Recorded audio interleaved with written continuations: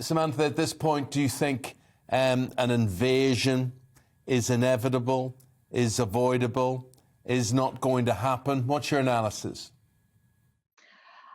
I think it is avoidable at this point. Everything is avoidable while we continue discussions. This morning, I just read that the Russians have given a written response to the American written response to their initial written proposals. So diplomacy is continuing. So that is always a good sign.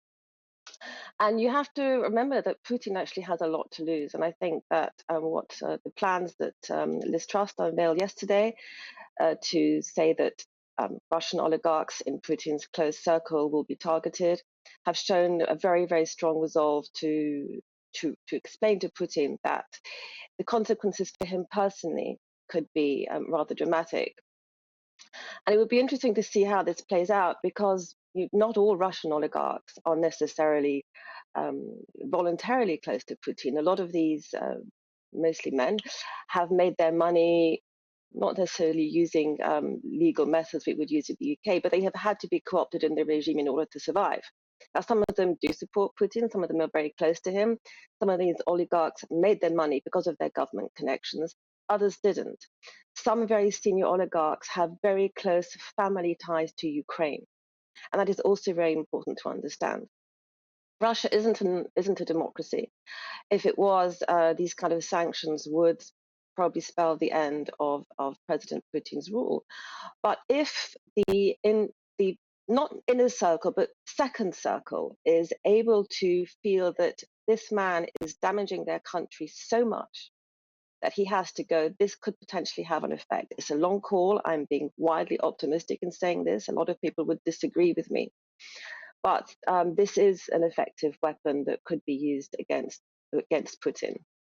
Although I don't assume that the oligarchs that have not necessarily, as you say, legally appropriated their wealth are going to be that concerned about the benefits to their country. I don't know if that's going to motivate them. But I am interested in what you say about the links to Ukraine. And interesting that the UK has decided to pledge financial support as well to the Ukraine, I think to the tune of 88 million.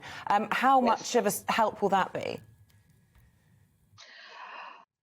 Well, 88 million sounds like a lot of money, but when you're looking at helping Ukraine secure its energy independence, for instance, from Russia, it's not going to make that big a difference. I think what is really important here is to make the Ukrainians realize that they're not alone, that they're being supported.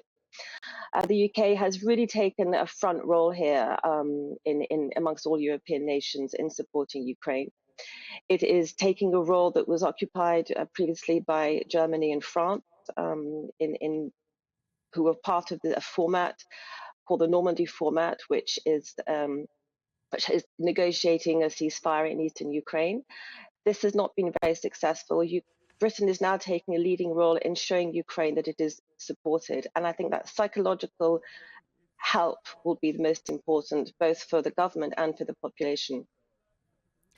Do you know, it's interesting hearing you talking there about the impression and why Putin wants to make Ukraine the centre of attention, to make himself seem more important at home, to deflect what's happening at home.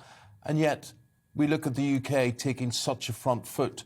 Would they be doing the same if Boris Johnson wasn't in such bad trouble domestically? I don't think so. I think that the UK was feeling a little bit left out of the peace talks that have been going on in Ukraine for the past 6 years. I think that the UK realizes how important Ukraine is for European security, because this is not just about Ukraine. This is about Putin wanting to redesign the whole of European security.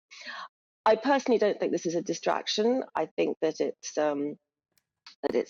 probably adding to Boris Johnson's headaches more than anything else. You have to remember that Johnson and Putin were supposed to have a telephone conversation yesterday that didn't take place because he was appearing in the Commons to defend his party going. So I don't think this is a deflection for the UK. I think the UK is stepping in to show support for not an ally, but somebody who is a country to whom we feel that we owe a good deal of support because of Britain's history as well in European security. That when a bully appears on the scene, standing up to defend freedom in Europe.